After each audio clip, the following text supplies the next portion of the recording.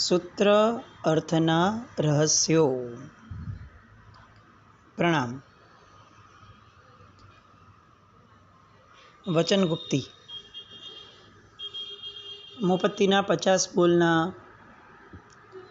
दीर्घ स्वाध्याय में આપણે વચનગુપ્તીના પડાવ સુધી પહોંચ્યા। ગયા વખત સુધી આપણે જોયું કે વચનગુપ્તી એટલે વચન પરની એવી નિયંત્રિતતા કે જેમાં સાવધ્ય વચનો અથવા કોઈને દુભવે એવા વચનોનો ક્યારે ઉપયોગ ન થાય। આમ તો એ કહેવાય કે માણસ એ જ બોલે છે કે જે એના મનમાં હોય છે, જે ક્યારેય એણે પોતાના મનમાં વિચાર્યું કે એના ચિત્તમાં સંસ્કરિત જ નથી થયું એવા શબ્દો લગભગ એના મોઢામાંથી ન નીકળે। પણ તેમ છતાં આપણે કદાચ આ વાતને એ પરિપ્રેક્ષમાં બી લઈ શકીએ કે જેની મનગુપ્તીનો ઉપયોગ એ જેનો બરાબર નથી એનો ક્યારેક ને ક્યારેક વચનગુપ્તીનો ઉપયોગ બગડી શકે છે। આપણે બહુ સિમ્પલી આપણા પોતાના એક્ઝામ્પલમાં રહીએ કે આપણને કોઈ એક વ્યક્તિ ઉપર મનમાં ગુસ્સો હોય, એવું બની શકે કે આપણા નિકટ ના હોવાના કારણે આપણે એની સાથે કોઈ વાર બોલીને બગાડતા ન હોઈએ, પણ એઝ એન્ડ વેન જ્યારે આપણી નજર સામે આવે ત્યારે આપણને મનમાં આવું ગુમરાયા કરે કે હું આને કહી દઉં, હું એને ચોપડાવી દઉં, દર વખતે કેમ એનું સાંભળી લેવાનું, આવું મનમાં થતું હોય। અને એક દિવસ આપણો સહનશીલતાનો કે નિયંત્રણનો બાંધ તૂટી જાય અને આપણે એને એટલું બધું કહી દઈએ કે સામાન્ય એવું લાગે કે આટલી અમથી ઘટનામાં આટલું બધું કેમ બોલે આ માણસ। પણ આપણે એનાલાઇઝ કરીએ ત્યારે આપણને ખબર પડે કે ઘટના કદાચ બહુ જ સામાન્ય બની હતી, પણ જે ઘણા વખતથી મન ઉપર નિયંત્રણ ન હતું ને મનના અંદરમાં જે ચિક્કાર વિચારોની એક આખી જબરદસ્ત ધારા ચાલી હતી એ જ્યારે બહાર આવી ત્યારે વચન સ્વરૂપે એ બ્લાસ્ટ થયું, એ એકદમ ધડાકાભેર આવી। મુદ્દો આ છે, વચનગુપ્તી તો જ નિર્મળ રહી શકે જો મનોગુપ્તીની અંદરમાં આપણે બહુ જ દ્રઢ હોઈએ। એનાથી વિપરીત ક્યારેક એવું બની શક્યું હોય, એવું નથી કે ન જ હોય, ક્યારેક એવું બની શકે કે મનમાં કંઈ જ ન હોય ને તેમ છતાં પણ વચનથી આપણે કેટલીક વસ્તુઓ બોલી લેતા હોઈએ કે જે સાવત્ય હોય। પણ એવા કિસ્સાઓ આપણા જીવનમાં પણ આપણે જોવા જઈએ તો કમ્પેરેટિવલી ઓછા હશે। જે આપણે ક્યારેક વિચાર્યું છે એ જ લગભગ આપણા મોઢામાંથી નીકળતું હોય છે। અહીંયા આપણે થોડી શાસ્ત્રીય પરિભાષામાં વચનગુપ્તીને સ્વાધ્યાયમાં લઈ રહ્યા હતા। સરંભ, સમારંભ અને આરંભ એ ત્રણની અંદરમાં વચનગુપ્તીને ન જવા દેવું। સરંભ એટલે બીજાના જીવને નાશ કરવામાં સમર્થ એવા તુચ્છ જાપ કે એવા તુચ્છ અવાજ એ બધા જે છે એ આપણા મોઢા દ્વારા ન નીકળવા જોઈએ, એ વચનગુપ્તી છે। ઘણાને કહેતા કે જા તું મર, તારું મરી જા, તારું નખો જ જાય, તારું આ થાય તે થાય, આ જે અતિશય એક્સ્ટ્રીમવાળા શબ્દો હોય છે એ સરંભ વચનગુપ્તીના પ્રકારમાં આવે। એ સમરંભ વચનગુપ્તી જ્યાં સુધી આપણા જીવનમાં ન જાય ત્યાં સુધી આ રૌદ્ર ધ્યાનનો પરિણામ આપણા મગજમાં જન્મે રાખે। એટલે સમરંભ જે વચન છે એ રૌદ્ર ધ્યાનના આધારે નરક ગતિની અંદરમાં લઈ જઈ શકવાની ક્ષમતાવાળા હોય છે। એટલે સૌથી પહેલું એક્સ્ટ્રીમ જે કદાચ જૈન કુળમાં જન્મ્યા પછી બહુ ઓછું કદાચ આપણા લોકોના મગજમાં આવતું હશે કે વિચારોમાં શબ્દોમાં આવતું હશે કે કોઈને મરી જાય એવા શબ્દો બોલવા। હવે તો આ મરી જાય તો સારું, આ માણસ કેમ મરતો નથી, આવા બધા શબ્દો એ આપણા મોઢામાંથી નીકળવા એ એક્સ્ટ્રીમ વચનનો દુરુપયોગ છે, એક્સ્ટ્રીમ, જે નરકનું કારણ પણ બની શકે છે।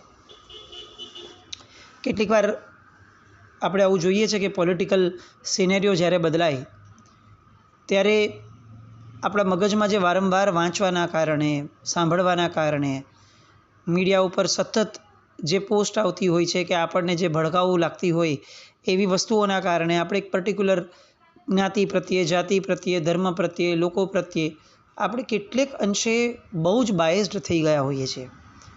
આમ બહુ સ્પષ્ટ શબ્દોમાં કહીએ તો કે પાકિસ્તાનની અંદરમાં કંઈ થતું હોય તો આપણે ચોક્કસપણે એવું માનીએ કે એ તો આપણો દુશ્મન છે અને આપણે એમ કહીએ કે મર્યા તો સારું અથવા મરે તો સારું, આ ખતમ થઈ જાય તો સારું. થતું હોય છે આવું. આપણી જૈનોની નસમાં પણ ન હોય. આપણને સામાન્યથી વ્યક્તિગત નુકસાન કરનારો માણસ એની માટે પણ આપણે ક્યારેય એને મરવાની વાત ન કાઢવાવાળી પ્રજા છીએ. એની જગ્યાએ જેની યાર આપણને કોઈ નિસ્બત નથી. જે દેશે આપણું વ્યક્તિગત આપણું કંઈ જ બગાડ્યું નથી. કદાચ એવું લાગે કે દેશ માટે દેશનું ઘણું બગાડ્યું છે તો એ વાત સાચી છે, પણ દેશ આપણા નિયંત્રણમાં નથી. આપણે ચોક્કસ ઈચ્છીએ કે આપણા દેશનું બગડે નહીં, પણ એનો અર્થ એવો નહીં કે સામા દેશનું કે વિરોધી દેશનું બગડે એવું આપણે વિચારવું. એ છૂટ આપણને મળતી નથી.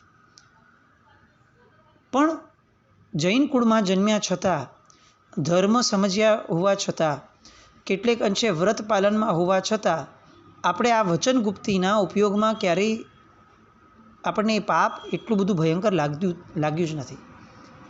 આ પ્રજા મરી જવી જોઈએ, આ પ્રજા તો આ તે ચિકાર શબ્દો આજકાલ આપણા મોઢામાંથી નીકળતા થયા. બહુ સુગ્ન વ્યક્તિઓના મુખમાંથી પણ આવું નીકળતું થયું. આ સમયે વચનગુપ્તીનો ઉપયોગ એ આપણા દ્વારા થવો જોઈએ. આપણને મનમાં ખ્યાલ આવવો જોઈએ કે આ બહુ ખોટું છે. અત્યંત સંભ્રમ હોય, જીવનો નાશ થઈ જતો હોય એવી તુચ્છ એક પણ વાત આપણા મોઢામાંથી ન જ નીકળવી જોઈએ. બીજું એક જે સામાન્યથી આપણામાં લગભગ નથી હોતું, પણ તેમ છતાં કે કેટલીક વિદ્યાઓ, કેટલીક શક્તિઓના પ્રયોગો દ્વારા કેટલાક વ્યક્તિને છેક નિમ્ન સ્તર સુધી લઈ જવાની વાતો પણ આમ ક્યાંક ક્યાંક જોવા મળતી હોય છે આપણાઓમાં પણ. કે ભાઈ કોઈની ઉપર કંઈક બ્લેક મેજિક ગણો કે જે ગણો, અને એના દ્વારા એવા મંત્રોચ્ચાર દ્વારા સામી વ્યક્તિનું ધનોત્પનોત નીકળી જાય કે બરબાદ થઈ જાય, આવી બધી વાતો પણ આપણા મોઢામાંથી ક્યારેક નીકળતી હોય છે. એ બાબતમાં પણ આપણે લક્ષ્ય રાખવું જોઈએ, કારણ કે સંભ્રમ પાપ જે છે ને એ નરકનું કારણ છે, એ રૌદ્ર ધ્યાનનું કારણ છે. આપણી નજર સામે કોઈ માણસ જે આપણો વિરોધી હોય ને એ પીડાતો હોય ને તો પણ આપણને પીડા થવી જોઈએ, કારણ કે એને જે આપણું બગાડ્યું હતું એ પર્યાય અલગ હતો અને અત્યારે જે એનું બગડી રહ્યું છે એ પર્યાય અલગ છે. ખરી જન્મે જૈન હોય એની તો વૃત્તિ આ હોવી જોઈએ. એની જગ્યાએ સામો ગમે તેટલો પીડાતો હોય, મૃત્યુ પામતો હોય, તેમ છતાં પણ એને મરવા દેવું, એ મરે તો સારું, આવું બધું વિચારવું, બોલવું, આ વચનગુપ્તી એ કદાચ જૈનપણાને શોભે એવી નથી. આપણે બાય મિસ્ટેક જૈન થઈ ગયા હોય એવું કદાચ કુદરતને લાગશે, અને બીજી વાર કુદરત ક્યારે આવી ભૂલ પણ નહીં કરે કે આપણને જૈનપણું અથવા જૈનત્વ જ્યાંથી પ્રગટી શકે એવી કોઈ શક્યતાપણું પણ આપણને આપે. એટલે વચનગુપ્તીને બહુ લાઇટલી ન લેવા કરતાં આ બધા જે વચનગુપ્તીના પ્રયોગો છે એની અંદર આપણે બહુ જ ધ્યાન રાખીને જીવવું જોઈએ. એ પછીથી સમારંભ વચનગુપ્તીનો બીજો પ્રકાર છે કે જેની અંદર બીજાને પીડાકારક એવી વાતોનો વારંવાર રટણ કરવું. આપણને પૂર્વના દૃષ્ટાંતોમાં આવું સાંભળવા મળે છે કે તારા ખાંડા કપાઈ ગયેલા, તું આંધળો થઈ ગયેલો. આવું બધું બોલનારા વ્યક્તિઓને તે ભવોમાં અથવા પછીના ભવોની અંદરમાં જે શબ્દ બોલ્યા હતા તે શબ્દનું અક્ષરશઃ પોતાના જીવનમાં પાલન કરવું પડેલું. આપણે તે અતિચારમાં પણ હાથ પગ ધણી ગાળ દીધી આ શબ્દ આવે છે. શરીરના એક પણ અંગને નુકસાન પહોંચાડે અથવા એ માટે નબળું થાય એવો એક પણ શબ્દ જો આપણા મુખમાંથી નીકળે છે તો આપણે સમજવું જોઈએ કે હજી આપણી માટે તિર્યંચ ગતિના દ્વાર બહુ જ ખુલ્લા છે, બહુ જ ખુલ્લા. એટલી હદ સુધી ખુલ્લા કે કદાચ આપણે ગમે તેટલો ધર્મ કરશું પણ આપણી અંદરની વૃત્તિ છે ને એ આપણને તિર્યંચ બનાવવા માટે જ જાણે સર્જાય છે. બહુ રમતમાં, બહુ વાતમાં કહી દઈએ તો કંઈ આંધળો હતો, તને આટલું દેખાતું ન હતું. રસ્તામાં ચાલતા હોઈએ અને કદાચ કોઈનો ધક્કો લાગી જાય અને આમ સહેજે આપણા મુખમાંથી નીકળી જાય, સરી જાય કે અંધા હે ક્યાં, દિખતા નહીં. આ બધું દેખાડે છે કે આપણે સામા વ્યક્તિમાં જે આરોપણ કરીએ છીએ કે તું આંધળો છે અથવા એને જે પ્રશ્ન કરીએ છીએ એ રિટર્ન થઈને જ્યારે આપણી ઉપર આવશે ત્યારે આપણને આપણી એ વચનગુપ્તીનું એનું પાલન જે ન કર્યું એ બહુ ભારે પડશે અને બહુ ભારે લાગશે. એટલે જેમ સંભ્રમ એ નરકનું કારણ છે, એ વ્યક્તિના નાશનું જે સૂચક છે, એવી રીતે સમારંભ જે છે વચનગુપ્તિનો પ્રકાર, એ વ્યક્તિને પીડાકારક વાતો. તમે તો જોઈ લેજો, બહુ પીડાશો, તમારું મોત બગડશે, તમે અમને જે દુઃખ આપ્યું છે ભગવાન તમને એ દુઃખ આપશે, આવું ઘણું. આમ આપણે કોઈ નબળી વાત માટે નહીં, પણ સામાન્યથી આ આપણો એસ્પેશિયલી વડીલોનો એક સ્વભાવ હોય છે કે જ્યારે એમને કંઈક લાગે ને કે આ મારી યારે ખોટું થયું, તો એ સામાન્ય એણે જે ખોટું કર્યું એ સમજાવવાના બદલે એ બહુ સાહજિક રીતે વારંવાર આવું બોલી લેતા હોય છે કે તમને થશે ને ત્યારે ખબર પડશે, તમે જ્યારે આવા પીડાશો ને ત્યારે તમને ખબર પડશે, તમારી ઉંમર થશે ને તમારું જ્યારે શરીર નહીં ચાલે ને ત્યારે તમને ખબર પડશે.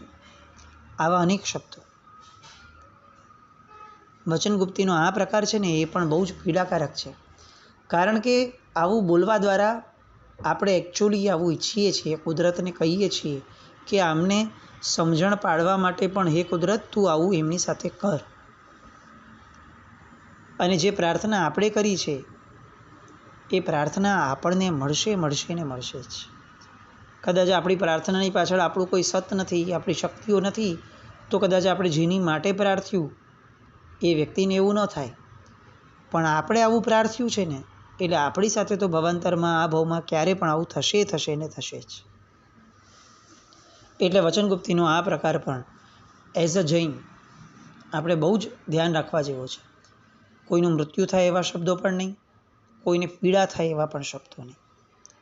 અને ત્રીજો જે પ્રકાર છે આરંભ, એટલે એ તો અતિશય નબળું કે જેની અંદરમાં અકુશલ વચનનો નિરોધ, કુશલ વચનની ઉદ્દીર્ણા અને આ બધી જે વાતો છે વચનગુપ્તિની, એ બધી વાતો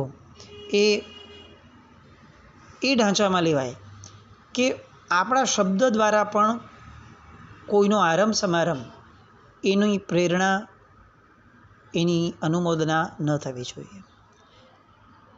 આમ આ આરંભ જે છે એ પ્રકારની સામાન્ય સમજણમાં જઈએ તો કોઈનું ઘર જોવા ગયા, કારણ બોલવા લાગીએ આમ આપણે શબ્દોની કોઈને કિંમત બી ન હોય ઘણીવાર, અને તેમ છતાં પણ એક વ્યવહાર ખાતર આપણે બોલીએ, ઘર બહુ સરસ બનાવ્યું છે, બહુ જ સરસ છે.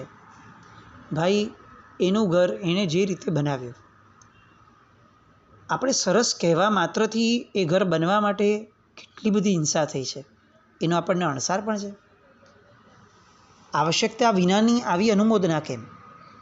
એટલે કદાચ આપણે આ શબ્દ ન બોલ્યા તો શું થશે, પહેલાં એ વિચાર કરવો. ઘણીવાર છે ને આપણે કેટલીક વસ્તુઓને એટલો બધો વ્યવહાર બનાવી દીધો છે કે આ તો બોલવું જ પડે, આ ન બોલીએ તો જીવનમાં જીવી જ ન શકાય, પણ એવું નથી હોતું. બહુ જ ન્યુટ્રલ માઇન્ડથી વિચાર કરીએ તો કેટલાક શબ્દો બોલવા કોઈ આવશ્યક નથી હોતા. જેમ કે સામાન્યથી પણ કોઈ આપણને એમ કહે કે ભાઈ આ વસ્તુ કેવી બની છે ખાવા પીવાની, તો આપણે કહી શકીએ કે એકદમ આના જેવી જ બની છે. આજે શાક કેવું બન્યું, તો કે આજે શાક આ એકદમ શાક જેવું જ બન્યું છે, વ્યવસ્થિત બન્યું છે, ટેસ્ટ વાઇઝ બરાબર બન્યું છે. આ બધી વાતો છે ને એ આસક્તિ સૂચક નથી, કારણ કે એ તો પર્યાયને ન્યાય આપવા જેવા શબ્દો છે કે બરાબર છે તમે મસાલાને બધું બરાબર નાખ્યું છે, શાકનો ટેસ્ટ બરાબર છે, પણ શાક મસ્ત બન્યું છે, બહુ જ સરસ બન્યું છે, જેવું આ થાય. એટલે શાક બનાવવા માટે જેટલી પણ પ્રક્રિયા સામાજીવે કરી એ બધાનું ગર્ભિત અનુમોદન આવી જાય. અને ફક્ત અનુમોદન આવે એવું નહીં, એણે શાક સમારવાથી માંડીને જેટલા પાપો કર્યા છે એ બધા પાપની અંદરમાં આપણે ઇક્વલ પાર્ટનર બની જઈએ. હવે આપણે તો શાક ખાઈને છૂટા થવાનું હતું ભાઈ, આ શાક આ શરીરમાં કેટલું ટકવાનું હતું, પણ તેમ છતાં છેક એનું શાક માટેનું જેટલું પાપ છે એ ન પતે ત્યાં સુધી આપણે એની સાથે ટકવું પડશે. એ પાપ આ વચનગુપ્તિના અનુપયોગમાં આપણે બાંધવા પડે છે. આ તો ફક્ત ખાવા પીવાની વાત થઈ. આજે તો એ એટલું બધું ભયંકર રીતે ફૂલ્યું ફાલ્યું. આમ કોઈકના વોટ્સએપના સ્ટેટસ જોવા, એ હોટલમાં ગયા, એ ફરવા ગયા, એણે આ પ્રસંગ કર્યો, એણે આ કપડાં પહેર્યા, એણે આ કર્યું, તે કર્યું, એની સેલ્ફી જોઈ, એના વિડીયોઝ જોયા, ઇન્સ્ટાગ્રામ, આ તે, કેટલી બધી વસ્તુઓ ઉપર કમેન્ટ આપવાની. કેમ આપવાની? વચનગુપ્તિના પ્રકારની અંદરમાં આપણે જે કમેન્ટ લખીએ છીએ ને એ પણ આવે, કારણ કે બેસિકલી એ વચનનું એક એક્સપ્રેશન છે. આપણને લાગે કે હું શબ્દથી તો નથી બોલ્યો, પણ આપણે ત્યાં તો ઈશારાને પણ વચનગુપ્તી કીધી છે. કોઈ સાધુ ભગવંત ધ્યાન કરતા હોય અને એમને કોઈ શિકારી આવીને પૂછે કે ભાઈ મારો શિકાર ક્યાં ગયો, તો કદાચ એ સાધુ ભગવંત શબ્દથી ન બોલે પણ આંગળીનો ઈશારો કરીને એમ કહી દે કે આ બાજુ ગયા, તો આપણે એને શું કહેશું? આપણે એમ કહીએ કે ના, એ બોલ્યા તો નથી જ, એટલે વચનનું પાપ ન લાગે. અને મનથી તો કોઈ વિચારવામાં આવ્યો જ ક્યાં છે, તો મનનું પણ પાપ ન લાગે. તો તમે એને પાપ શેનું ગણશો? કાયાનું પાપ તો ગણાશે નહીં, કારણ કે એને પોતે તો કાયાથી કોઈ પાપ કર્યું જ નથી. એટલે આ વચનનું એક પ્રકારનું એક્સપ્રેશન છે. એ એક્સપ્રેશનને પણ વચનગુપ્તીના પ્રકારમાં જ ગણ્યું છે. અને એટલે વચનગુપ્તીમાં આને પણ સમજવું એ આપણો વિવેક છે. આપણા ઈશારાઓ દ્વારા, આપણી કમેન્ટ્સ દ્વારા, આ જે નવા નવા સોશિયલ મીડિયાના બધા પ્રકારો આવ્યા છે, એ દરેક પ્રકારોમાં અકારણ કોઈની પણ પાસે થંબ દેખાડીને લાઈક કરવા દ્વારા, તે સારું કર્યું, તમે સારું દેખાવ છો, અચ્છા તમે ફોરેન અહીંયા ફરવા ગયા, તમે તો બહુ સારું કર્યું, તમે તો બહુ જ સરસ મજા કરી હશે, બહુ જલસો પડી ગયો હશે. અરે ભાઈ, તું કયો લાચારીમાં જીવે છે કે આટલા બધા પાપને તું જલસો કે છે? કયો ધર્મ તું સમજ્યો છે જે પાપો કરીને એ 100% દુર્ગતિએ જવાની શક્યતા ઊભી કરીને આવ્યો છે? એનું અનુમોદન કરી અને તું તારી દુર્ગતિ કેમ રિઝર્વ કરે છે? આવો કેવો વ્યવહાર છે?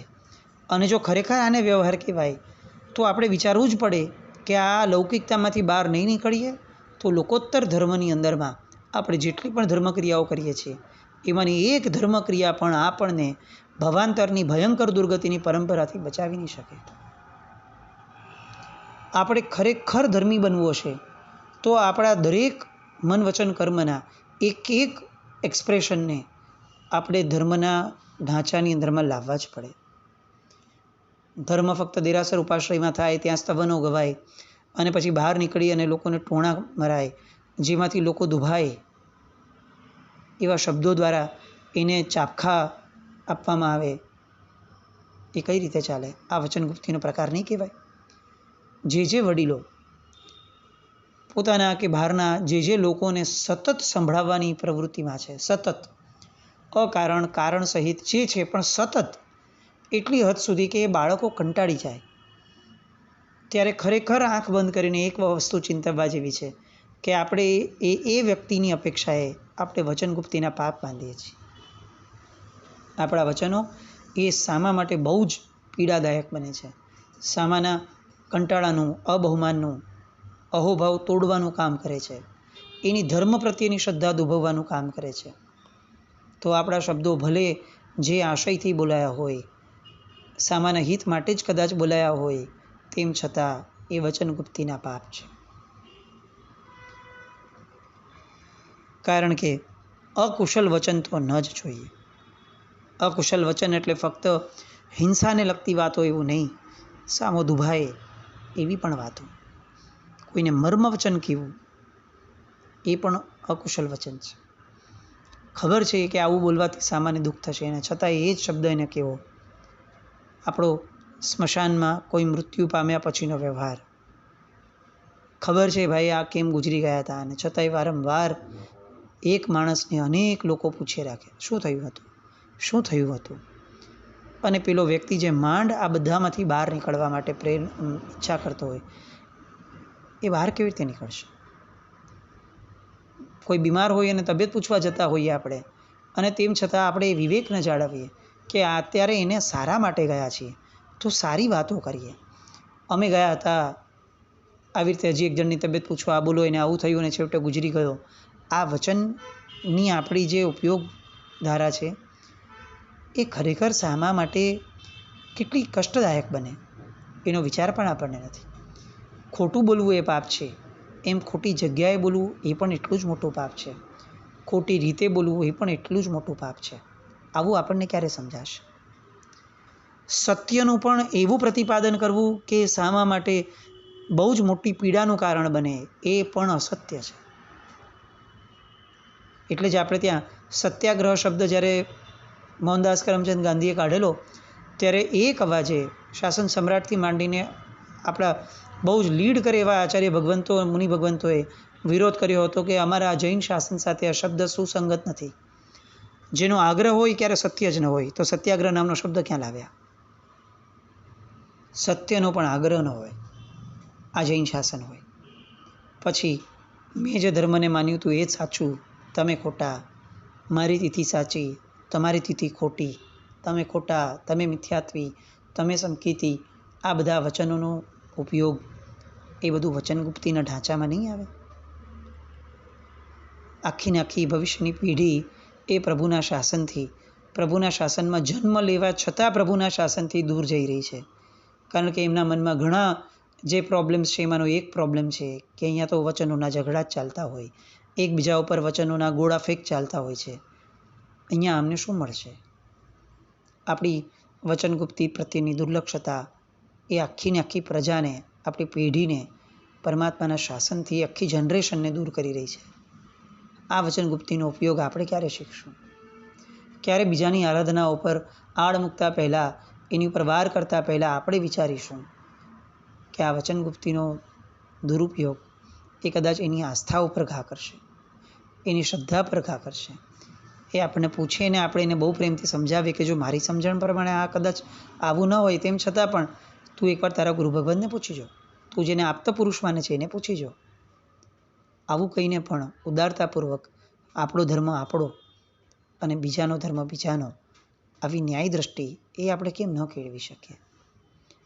વચનગુપ્તી શીખી જશું તો કદાચ અનેક પ્રોબ્લેમ્સથી બહાર આવી શકશું. કદાચ આ પ્રકાર પુસ્તકોમાં ન પણ હોય, પણ વચનગુપ્તીનો આ પ્રકાર આપણે સમજવો જ રહ્યો. કારણ વગરની અનુમોદના, ઝઘડાઓ, વિરોધ, બસ વિરોધ જ કરવો એવી વૃત્તિ, આ બધાથી બચવાનો પ્રયત્ન કરીએ. આવી વચનગુપ્તીનો ઉપયોગ આપણા સૌમાં પણ પ્રગટે એવી શુભ મંગલ કામના સાથે જીનાજ્ઞા વિરુદ્ધ કંઈ પણ બોલાયું હોય તો મિચ્છામિ દુક્કડમ.